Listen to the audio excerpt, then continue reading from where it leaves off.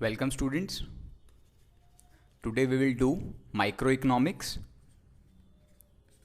And उसके अंदर दो सब टॉपिक्स करेंगे, scarcity and central problems of any economy. First of all, what is scarcity? Scarcity तब होता है जब किसी भी कमोडिटी का डिमांड ज़्यादा होगा, सप्लाई कम होगा, तो उसको हम कहेंगे गुड्स आर स्कार्स. किसी भी कमोडिटी का जो प्राइस है वो लिंक्ड होता है स्कार्सिटी से. अगर कोई कमोडिटी ज़्यादा स्कार्स है उसका प्राइस ज़्यादा होगा, फॉर एग्जांपल पेट्रोल, डायमंड्स. अगर कोई गुड लेस स्कार्स है तो उसका कम प्राइस होगा, फॉर एग्जांपल वाटर. अगर कोई बिल्कुल भी स्कार्स नहीं है, कोई भी कमोडिटी, फॉर एग्जांपल जैसे एयर वी ब्रीथ, तो उसका कोई प्राइस नहीं होगा. Now what are 3 central problems of economy? There are 3 problems of economy.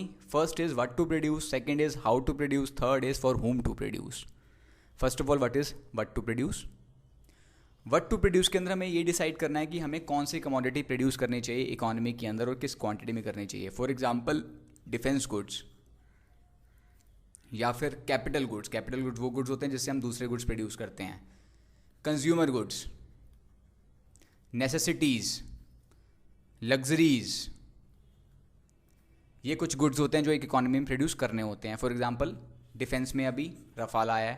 Capital में हम मशीन्स वगैरह प्रोड्यूस करते हैं. कंज्यूमर गुड्स में हम ब्रेड बटर वगैरह प्रोड्यूस करते हैं. नेसेसिटीज़ में हम फूड, शेल्टर, क्लोथिंग प्रोड्यूस करते हैं. एजुकेशन भी आ गया इसमें अब. लग्जरीज़ में महंगी महंगी कार्स, महंगे महंगे रिजॉर्ट्स, महंगे महंगे होटल्स, ये सब आता है. हमारी इकोनॉमी में, किसी भी इकोनॉमी में रिसोर्सेज लिमिटेड होते हैं. अब हम सब कुछ प्रोड्यूस नहीं कर सकते. जैसे आपके पास 24 आवर्स होते हैं, आप सारे काम नहीं कर सकते, आपको प्रायोरिटाइज़ करना होता है किसी काम को.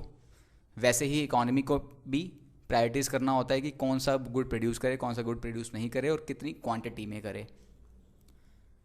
अब इसका गाइडिंग प्रिंसिपल होता है, अगर जितने भी लोग एक इकोनॉमी में रहते हैं, ए, बी, सी, डी, ई, बहुत सारे लोग हैं, इसको कुछ सेटिस्फेक्शन मिलेगी कंज्यूम करके, इसको अलग सेटिस्फेक्शन मिलेगी, इसको अलग मिलेगी, इसको अलग मिलेगी, इसको अलग मिलेगी, चलता रहेगा.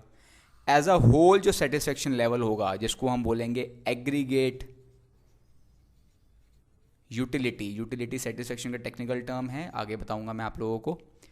एज अ होल जो सेटिस्फेक्शन लेवल मिलता है वो मैक्सिमाइज होना चाहिए. जिस भी कॉम्बिनेशन में वो मैक्सिमाइज होगा, हम ये वाले गुड्स प्रोड्यूस उसी कॉम्बिनेशन में करेंगे. Now next is how to produce. How to produce में there are 2 techniques जिससे हम प्रोडक्शन करते हैं. First is labor intensive, second is capital intensive. Labor intensive में लेबर ज़्यादा होती है, मशीन कम होती है. कैपिटल इंटेंसिव में मशीन ज़्यादा होती है, लेबर कम होती है. लेबर इंटेंसिव में rate of production is low,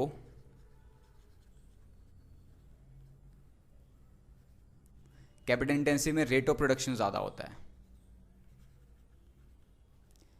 अब अगर आप किसी बुक को कॉपी करना है आपने, आप उसको हाथ से भी लिख सकते हैं, आप उसको फोटो कॉपी भी करा सकते हैं.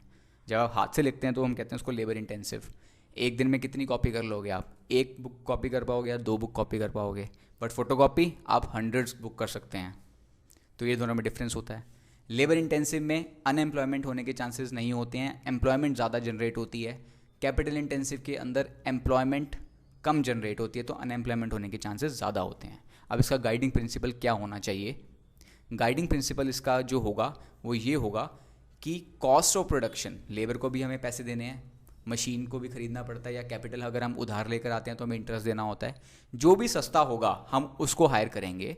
जैसे इंडिया के अंदर लेबर चीप मिलती है क्योंकि लेबर अबंडेंट है हमारे यहाँ पे, बट यूएस के अंदर लेबर कम है, कैपिटल ज़्यादा है, तो वहाँ पे कैपिटल चीप है. तो इसलिए यूएस की जो इकोनॉमी होगी वो कैपिटल इंटेंसिव टेक्निक यूज़ करेगी, बट इंडिया के अंदर हम लेबर इंटेंसिव टेक्निक को यूज़ करना प्रेफर करेंगे. Next is for whom to produce. For whom to produce में इकोनॉमी में जितने लोग रहते हैं, किसके लिए प्रोड्यूस करें हम? अब डिफरेंट क्लासेस होती हैं कि इकोनॉमी में जो लोग रहते हैं.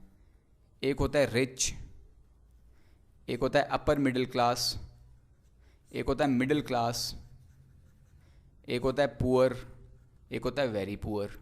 अब किसके लिए प्रोड्यूस करें? हमारे इंडिया में रिच बहुत कम है, पुअर बहुत ज़्यादा है। 22% पॉपुलेशन है इंडिया में जो पुअर है, तो ऑब्वियसली हमें पुअर के लिए ज़्यादा प्रोड्यूस करना चाहिए। बट हमें रिच के लिए भी प्रोड्यूस करना पड़ेगा, कम है बट है, नहीं तो वो दूसरी कंट्रीज़ में माइग्रेट कर जाएंगे, तो हमारी इकोनॉमी को लॉस होगा, क्योंकि बिजनेस तो वही चलाते हैं। तो इसमें हम क्या देखेंगे? इसमें हम देखेंगे उनकी परचेजिंग पावर, इनकम लेवल। उनके परचेजिंग पावर और इनकम लेवल के बेसिस पे हम डिसाइड करेंगे हमें क्या गुड्स प्रोड्यूस करने हैं। हमारे यहाँ रिच कम हैं, पुअर और वेरी पुअर ज़्यादा हैं, तो इसलिए हम नेसेसिटीज़ ज़्यादा प्रोड्यूस करते हैं। रिच कम है तो लग्जरीज हम कम प्रोड्यूस करते हैं। देख लेना, रिजॉर्ट्स आपको ज़्यादा नहीं मिलेंगे, 5 स्टार होटल ज़्यादा नहीं मिलेंगे, बट आपको पीडीएस की राशन की शॉप सबसे ज़्यादा मिलेगी। क्यों? क्योंकि हमारे यहाँ पे पुअर ज़्यादा हैं। So thank you for watching this lecture. अगर आपको लगे कि ये लेक्चर आपके लिए हेल्पफुल है तो please like it and share it. Thank you very much.